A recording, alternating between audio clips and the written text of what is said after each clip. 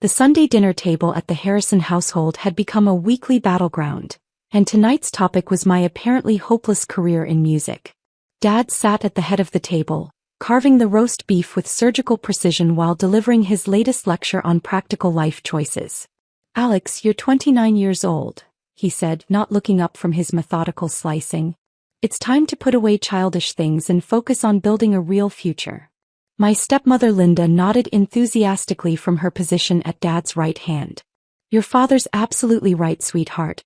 Music is a lovely hobby, but it's not a sustainable career path." My half-brother Marcus, home from his first year at business school, leaned forward with the authority of someone who'd just completed Economics 101. "Dad, maybe Alex could start in an entry-level position at Harrison Electronics. Learn the business from the ground up." Dad's company, Harrison Electronics, manufactured components for industrial automation systems. He'd built it from a small repair shop into a mid-sized operation with 47 employees and annual revenues around $8 million. It was solid, respectable work. The kind of business that provided steady employment and reliable profits. It was also, according to Dad's frequent reminders, a real business unlike my music hobby. "That's actually a good idea," Dad said, finally looking up from the roast. "I could start you in quality control, maybe move you into customer service after 6 months. Give you a chance to understand how actual business works." "Quality control sounds perfect," Linda added. "Regular hours, steady paycheck, health benefits. All the things musicians don't get." I took another bite of mashed potatoes and let the conversation flow around me. These family dinners had become exercises in patience over the past 2 years. Ever since I'd graduated from Berklee College of Music and decided to pursue recording and production full-time. "The thing is, Alex," Marcus continued, warming to his role as the family business consultant, "the music industry is essentially a lottery system. A tiny percentage of people make significant money and everyone else struggles." "Exactly," Dad agreed. "It's not like manufacturing where there's consistent demand, predictable profit margins, reliable growth." My sister Emma, who was 16 and still believed that following your dreams was possible, tried to offer support. "But Alex is really talented. And didn't you say your studio has been busy lately?"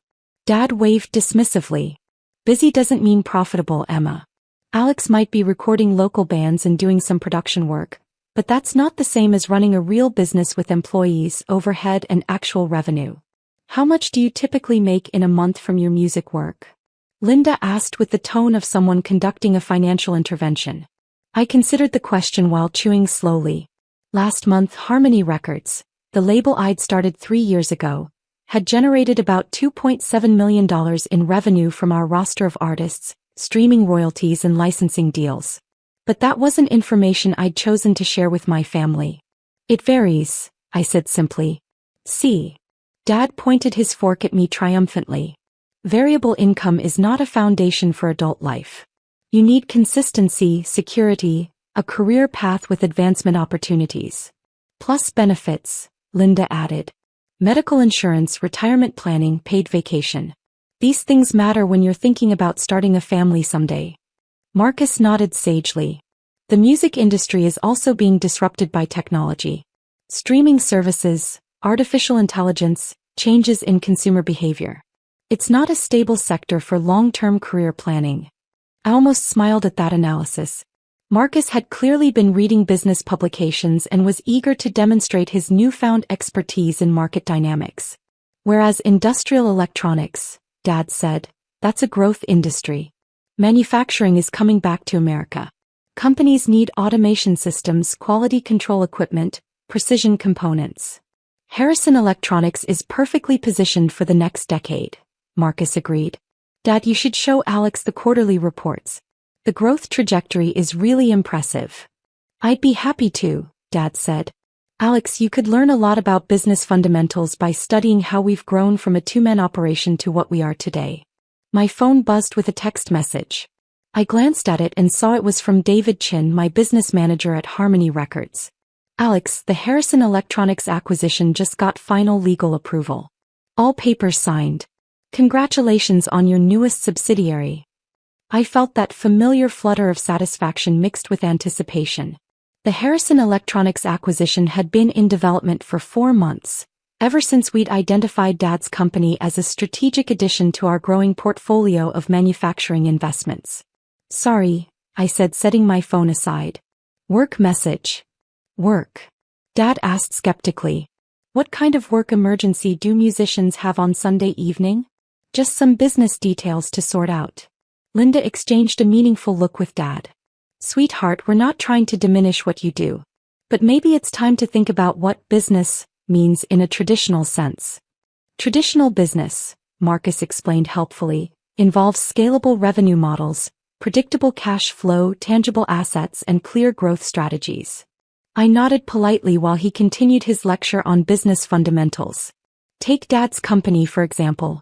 Harrison Electronics has real assets. Equipment, inventory, customer contracts, intellectual property. It generates consistent revenue through established relationships with industrial clients. Exactly, Dad said. That's what I've been trying to explain to you, Alex. Music might be personally fulfilling, but it doesn't create lasting value the way manufacturing does. Emma made another attempt to defend me. But Alex has won some awards, right? For production work. Awards don't pay the mortgage, Dad replied. I'm sure Alex is talented, but talent without business acumen doesn't lead to financial security. That's why working at Harrison Electronics would be so educational, Linda suggested. Alex could learn how real businesses operate while still pursuing music as a side interest. My phone started ringing. The caller ID showed Michael Torres, Corporate Development. Michael was my head of acquisitions at Harmony Holdings, the investment arm of Harmony Records. We'd been expanding beyond music into other industries, particularly manufacturing companies that could benefit from our capital and management expertise. I should take this, I said, standing up from the table. Alex, we're in the middle of family dinner, Dad said with mild irritation. I know, but it's important. I'll just be a minute. I stepped into the kitchen to answer the call. Michael, what's the status on the Harrison deal? Everything's finalized. We officially own Harrison Electronics as of 5 p.m. today. The purchase price was exactly what we discussed, $12.8 million. I felt a surge of satisfaction. Dad's company was indeed well-run and profitable, exactly the kind of solid manufacturing operation that fit perfectly into our diversified portfolio. And Robert Harrison has no idea about the ownership change? None at all. The acquisition was structured through our holding company, Meridian Industries, so his name will never appear on any documentation he'll see. As far as he knows, he's now working for a private equity firm that specializes in manufacturing acquisitions. When do we inform him? Tomorrow morning. I've scheduled a meeting with him and his management team to discuss the transition. Should I handle it personally, or would you prefer to be there? I looked back through the doorway at the dining room, where my family was continuing their analysis of why my music career was impractical and unsustainable. I'll handle the Monday meeting personally. Are you sure? This might be complicated given the family relationship. That's exactly why I should handle it personally. When I returned to the dining room, the conversation had moved on to Marcus's internship plans for the summer. The experience at Goldman Sachs will be invaluable, Dad was saying. Investment banking teaches you how real money gets made and moved. Plus the networking opportunities, Linda added. Marcus will be meeting people who actually understand high-level finance. I sat back down and resumed eating while listening to their discussion of Marcus's bright future in traditional business. Alex, Dad said, turning his attention back to me, have you given any more thought to my offer? Which offer? Working at Harrison Electronics. Starting in quality control, learning the manufacturing business. I appreciate the offer, Dad. But I'm pretty committed to my current projects. Dad set down his knife and fork with the deliberate patience of someone preparing to deliver hard truths. Alex, I love you and I want what's best for you. But commitment to projects that don't generate real income isn't the same as building a career. Dad's right, Marcus said. Opportunity cost is a real factor here. Every year you spend pursuing music is a year you're not building equity in a traditional career. Plus, Linda added, you're not getting any younger. At some point you need to think about long-term security. My phone rang again. This time the caller ID showed Robert Harrison, Harrison Electronics. I looked at Dad, whose expression changed from patient concern to confusion. Alex, why is my office calling you? I have no idea. But I did have an idea. Michael had probably accelerated our timeline and was already reaching out to Dad about tomorrow's transition meeting. Answer it, Dad said. Find out what they want. I answered the call, putting it on speaker so the family could hear. Hello, Mr. Harrison. Alex, thank you for taking my call. I'm calling about a meeting tomorrow morning regarding some changes at Harrison Electronics. Dad's fork stopped halfway to his mouth. Changes. Mr. Harrison, this is Robert Harrison. You're on speaker with my family. What kind of changes? Oh, hello, Robert. Well, we've been acquired by an investment firm called Meridian Industries. They want to meet with all key personnel tomorrow to discuss the transition. Acquired. Dad's voice was barely audible. Yes. It happened very suddenly. Apparently, they've been researching our company for months and made an offer we couldn't refuse. Dad looked at me across the table, his expression a mixture of confusion and dawning concern. How much did they offer? Marcus asked. $12.8 million. All cash, no financing contingencies. Linda gasped audibly. Marcus dropped his fork entirely. $12.8 million? Dad repeated slowly. It's actually quite generous, given our size and market position. The acquiring firm specializes in growing mid-sized manufacturing companies. Who owns this Meridian Industries? Dad asked. That's the interesting part. It's owned by someone in the entertainment industry. Apparently, they've been diversifying into manufacturing as a long-term investment strategy. I felt my stomach drop. Michael had clearly decided to accelerate the revelation timeline. Someone in entertainment? Dad's voice was getting higher. Yes. The representative I spoke with mentioned that the owner has deep roots in music and recording, but also understands manufacturing and traditional business. Dad was staring at me across the table with an expression I'd never seen before. Mr. Harrison, Dad said carefully, who exactly owns Meridian Industries? Well, Robert, that's actually why I'm calling Alex. It turns out the owner of Meridian Industries is someone your family knows very well. The silence in the dining room was complete except for the ticking of the grandfather clock in the hallway. Who is it? Dad whispered. Your daughter, Alex Harrison. She owns the company that just acquired Harrison Electronics.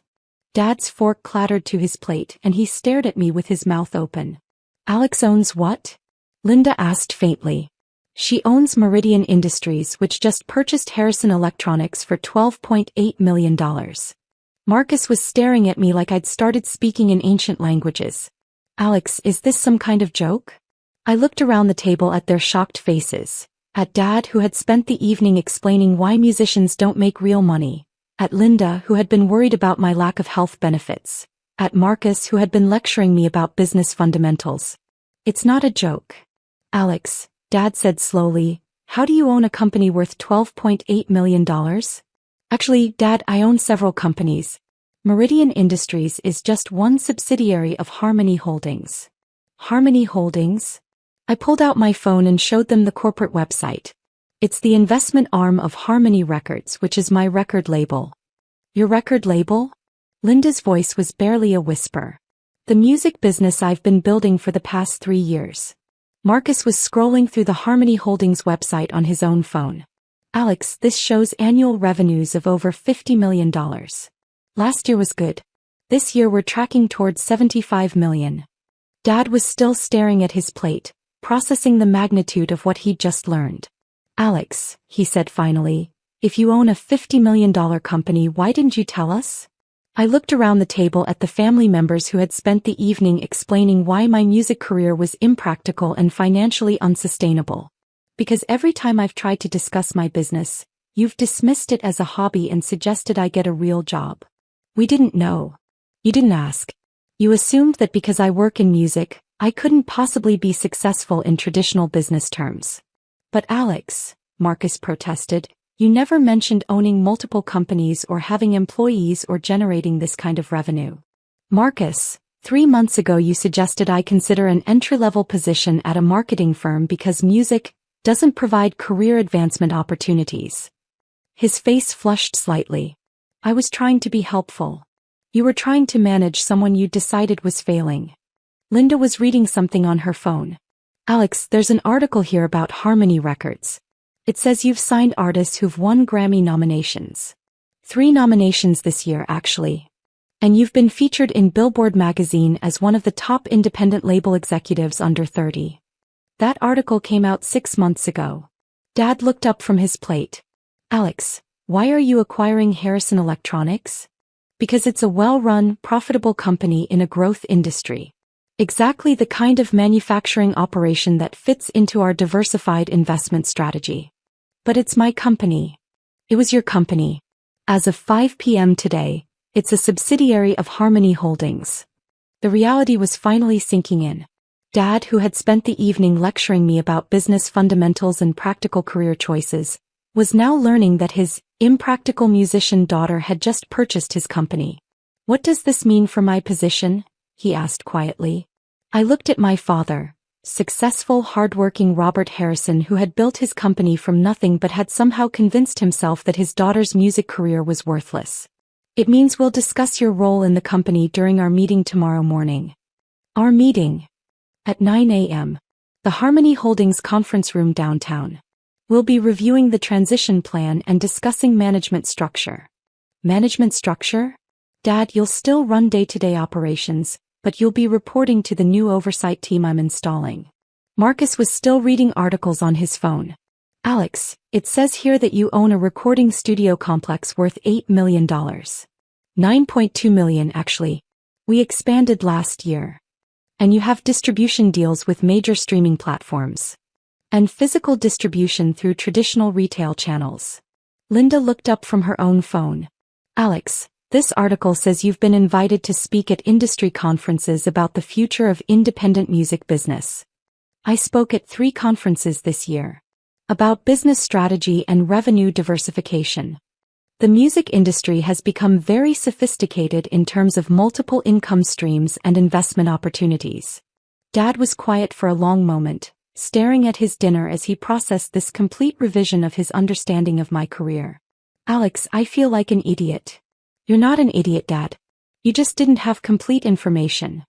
I've been lecturing you about business success while you were building something I couldn't even comprehend. You've been trying to look out for me based on what you thought you knew about the music industry. What I thought I knew was apparently completely wrong. Marcus looked up from his phone. Alex, this article says Harmony Records has been approached by major labels about acquisition offers. Several times. We've declined. Why? Because independence gives us more creative control and better profit margins. But surely the offers were substantial? I considered how much to reveal. The largest offer was $47 million. The number hit the dining room like a physical force. Emma actually dropped her water glass. $47 million? Dad asked weakly. For just the record label portion of the business. They weren't interested in the manufacturing investments or studio properties. Linda was staring at me like I was a completely different person. Alex, if someone offered you $47 million for your company, why do you still drive that old Honda? I looked around the table at their confused faces. Because the car works fine and I'd rather invest the money in growing the business than in luxury items. But you could afford. I could afford a lot of things. I choose to live modestly and reinvest profits. Dad finally looked up from his plate. Alex, what happens tomorrow? Tomorrow we discuss the integration of Harrison Electronics into the Harmony Holdings portfolio. And our family relationship? I thought about the past 2 years of Sunday dinners, about listening to lectures on practical career choices while quietly building a business empire that now included Dad's company. That depends on whether you're ready to see me as I actually am instead of who you assumed I was. I'm ready, Dad said quietly. And Alex? Yeah. I'm proud of you. I should have said that years ago instead of trying to fix something that wasn't broken. Emma, who had been quiet during most of this conversation, finally spoke up. Alex, does this mean you're really, really successful? I smiled at my little sister. I'm successful by any measure you want to use them, including the traditional business measures Dad and Marcus have been talking about. That's so cool. What's cool is that you never doubted it. Even when everyone else was trying to convince me to give up. Later that evening as I was leaving for home, Dad walked me to my Honda. the same modest car that had been evidence of my financial struggles. Alex, can I ask you something? Sure. When you acquire Harrison Electronics tomorrow, what are your plans for the company? I plan to expand the operations, invest in new technology, and probably double the workforce within 3 years. You're not going to shut it down or sell off the assets? Dad, I don't buy companies to destroy them. I buy them because I see their potential and want to help them grow. He nodded, relief evident in his expression. There's something else I need to say. What's that? You were right about music being a real business. I was wrong to dismiss it, and I'm sorry. Thanks, Dad. That means a lot. And Alex? Yeah. Next Sunday, instead of telling you what's wrong with the music industry, maybe you could tell us what you're doing right with it. As I drove home, I reflected on the evening's revelations. Tomorrow, Dad would walk into his first meeting as an employee of a company I owned. The family would have to adjust their understanding of my music hobby. But the most satisfying part wasn't the financial success or the business acquisition. It was finally being seen for who I'd become instead of who they'd assumed I was. Sometimes the best revenge isn't proving people wrong. It's showing them they never understood what you were building in the first place.